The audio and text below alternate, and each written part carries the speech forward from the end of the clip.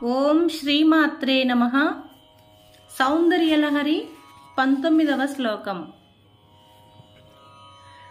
ముఖం బిందుం కృత్వా కుచయుగమధస్తస్య తదధో హరార్ధం ధ్యాయేద్యో హరమహిషితే మన్మథకలాం ససద్య సంక్షోభం నయతి వనితా ఇత్యతి లఘు త్రిలోకీమప్యాశుభ్రమయతి రవీందుస్తనయుగం. ప్రతిపదార్థము: హే హరమహిషి, హరుని పట్టపురాణివైన ఓ దేవి, ముఖమును బిందుం కృత్వా బిందు రూపముగా చేసి, తస్య ఆ ముఖమునకు అధః కింది భాగమున కుచయుగం కృత్వా స్తనద్వయమును చేసి, తత్ అధః ఆ స్తనద్వయమునకు క్రింద హరార్ధం కృత్వా హరుని సగభాగమైన శక్తినిగా చేసి, తే నీ యొక్క మన్మథకలాహ కామరాజ బీజమును యహ ధ్యాయేత్ ఎవడు ధ్యానించుచున్నాడో సహ అతడు సద్యః వెంటనే వనితా స్త్రీల మనస్సులయందు సంక్షోభం చిత్త వికారమును నయతి ఇతియత్ కలిగించుచున్నాడు. అతిలఘు ఇది చాలా చిన్న విషయం. ఎందుకనగా రవి ఇందు స్తనయుగం సూర్యచంద్రులే స్తనములుగా కలిగినట్టి త్రిలోకీం అపి మూడు లోకాలను కూడా ఆశు వెంటనే భ్రమయతి భ్రమింపచేయుచున్నాడు అని చెప్పారు. తాత్పర్యము: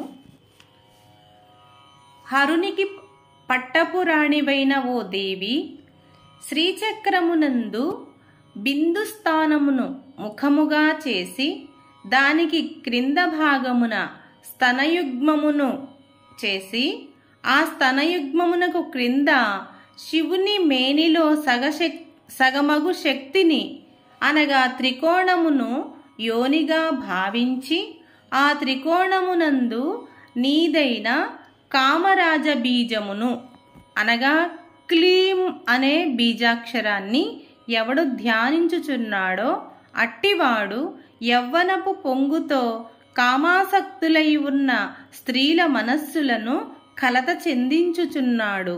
ఇది అత్యల్పమైనది. ఎందుకనగా దృశ్యమానమగు సూర్యచంద్రులే స్తనయుగ్మముగానున్న స్వర్గ మర్త్య పాతాళ లోకములను మూడింటిని అతడు శీఘ్రముగా భ్రమింపచేయుచున్నాడు అనగా మోహములో పడేయుచున్నాడు అని చెప్పారు. ఇక్కడ శ్రీచక్రమునందు స్త్రీని ఎలా భావన చెయ్యాలో చెప్తున్నారు. బిందు స్థానంలో ముఖమును భావించాలి. తర్వాత దాని కింద స్తనయుగ్మమును భావించాలి. ఆ స్తనయుగ్మానికి కింద శివుని మేనిలో సగమగు శక్తి అమ్మవారిని అనగా అక్కడ ఏం చెప్పారంటే త్రికోణమునందు యోనినిగా భావించమని చెప్పారనమాట. ఆ విధంగా భావించి కామరాజ బీజం క్లీం అనే బీజాక్షరాన్ని ఎవరైతే ధ్యానిస్తారో అలాంటి వాడు స్త్రీలను అందరినీ కామాసక్తులై గుర్తుపెట్టుకోవాలి. కామాసక్తులై ఉన్న స్త్రీలను మాత్రమే భ్రమింపజేస్తాడు తప్ప నిగ్రహంతో నియమనిష్టలతో ఉన్నటువంటి స్త్రీలను ఏమీ చెయ్యలేడు. కామాసక్తులై ఉన్నటువంటి స్త్రీలను మోహములో పడేస్తాడు. అది సామాన్యుడైనా చేయగలడు కదా.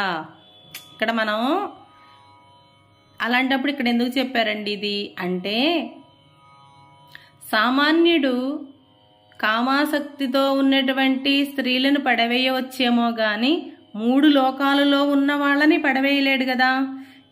ఇక్కడ విశేషం ఏంటంటే శ్రీచక్రమునందు స్త్రీత్వమును ఎవరైతే ధ్యానిస్తారో క్లీం అనేటువంటి కామరాజ బీజంతో అతడు కేవలం ఏదో భూమి మీద దాన్ని ఏమంటారు,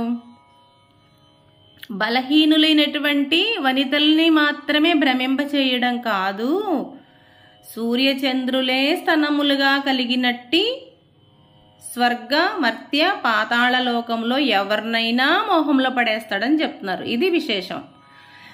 ఇక్కడ సూర్యచంద్రుల్ని స్తనములని ఎందుకన్నారంటే మనకి సౌందర్యలహరిలోనే వస్తుంది.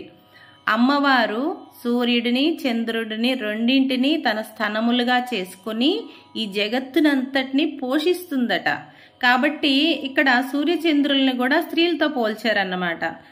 ఆ సూర్యచంద్రులు స్తనములుగా కలిగినట్టి 3 లోకాలలో ఉన్నటువంటి ఎవరినైనా చిన్న పెద్ద లేకపోతే ఏ తారతమ్యము లేకుండా ఎవరినైనా సరే అతడు క్షణంలో మోహంలో పడేయగలిగే శక్తిని పొందుతాడు అని చెప్పారన్నమాట. హరి ఓం.